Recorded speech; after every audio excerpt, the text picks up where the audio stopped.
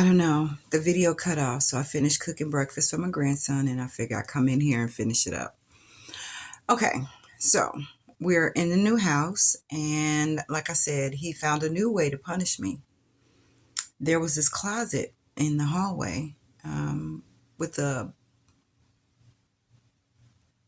well, it didn't have a lock on it initially, but he put one on there so that he can lock me in the closet so that I couldn't come out. And so that's where I would be for days. Could have been weeks, to be honest, because I still wasn't in school yet.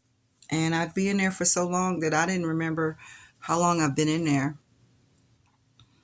It didn't matter if I had to go to the bathroom. I did not eat, of course. Um, yeah, so that was my spot. Even though I had a room where I picked all this beautiful furniture, but I rarely slept in the room because I was in that closet for a long time. He was dating, and he would have company over. I wasn't allowed to make a sound.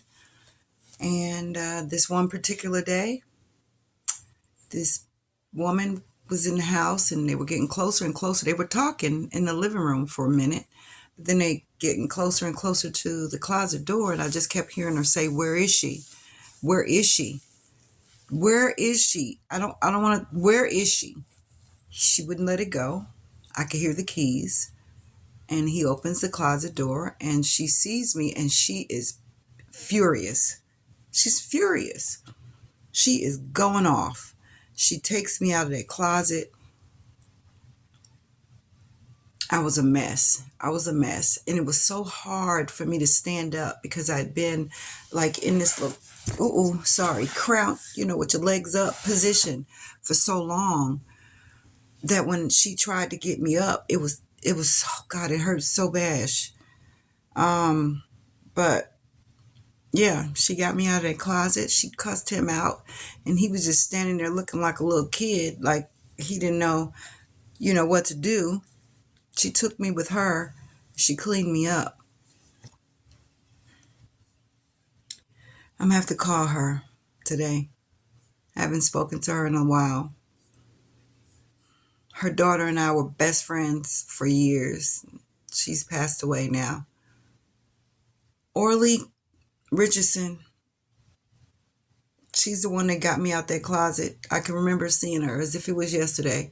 This was the most beautiful woman I'd ever seen in my life.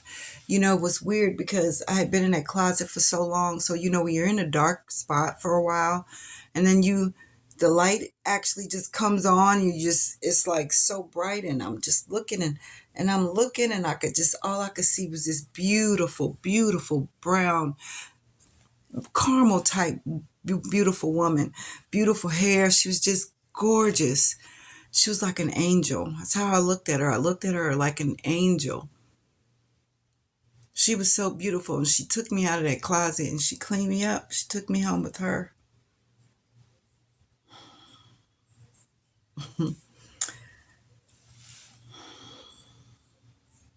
It was really hard staying in that house with him. The things got worse and worse. After that day, though, now I had been going in and out that closet for a while.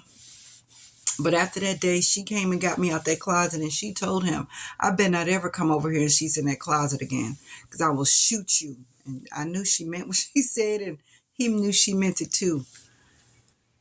So instead of me being locked in the closet, he'd lock me in the basement. Now I preferred the basement, kinda. At least in the closet, there were no spiders. But in the basement, there were spiders. Ooh, the spiders, the spiders. Oh my gosh. I hate spiders to this day. Oh my gosh. It was like a little closet in the basement. Of course, he'd make me stand on that one leg. That was his thing. But it was a small little closet. But the spiders used to fall down on me. Ooh, used to drive me insane. And I would scream and holler, and he would just be at the top of the stairs, just cracking up, just laughing. And he'd tell me, "I hope they bite you." Oh, it was so disgusting. I hated it. But yeah, living at 109 East 26th Street was hard. It was torturous. I hated that house.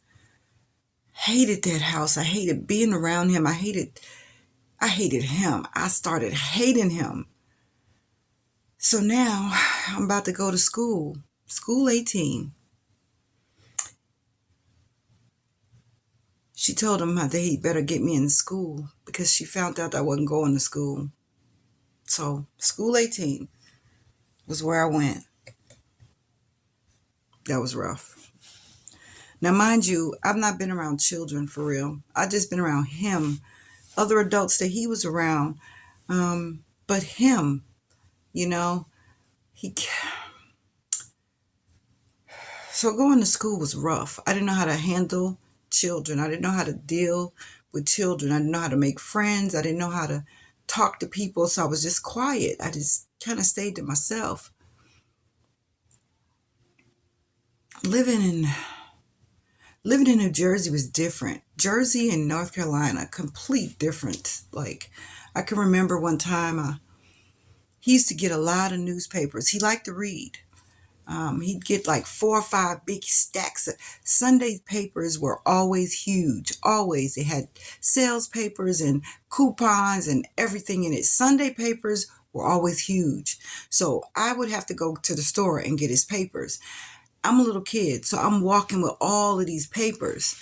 And one day, these kids from the Fifth Ave projects saw me walking and they decided to mess with me.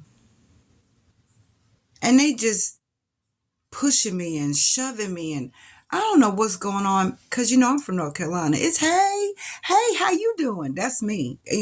That's just how we were. We spoke to everybody in North Carolina. They was like, what you speaking to me for? And I mean, I don't know. I'm sorry. I don't know. And boy, oh boy, they went to pushing and to shoving and to carrying on, and my dad's papers are all over the ground, and I'm terrified because hey, I don't want to go in the basement. I'm tired of being in the basement. Why are y'all messing with me? They are pushing and shoving, and one of the boys tried to pull my shirt off, and I'm like, why is all of this happening to me? And I started screaming to the top of my lungs, and so they ran off.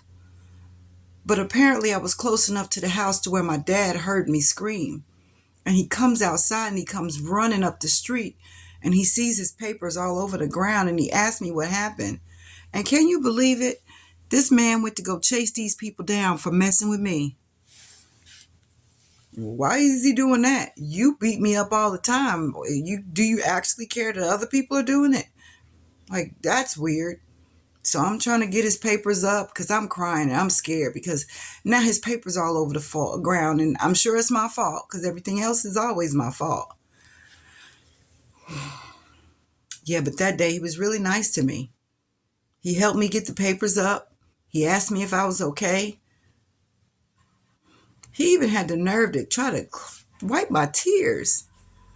Boy, I'm so confused. I'm just so confused.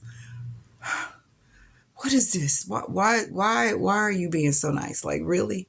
Somebody's beat me up and that's not okay. But you can do it. That's different. So yeah. I guess now we can start the journey of what went down in Paterson, New Jersey at 109 East 26th Street. Buckle up, because it gets worse. Well, as I always say, I pray that you read your Bible and you said your prayers. The Most High deserves your time. He deserves a relationship with you because the life that He's given us, we don't deserve. Believe me. Have an amazing day.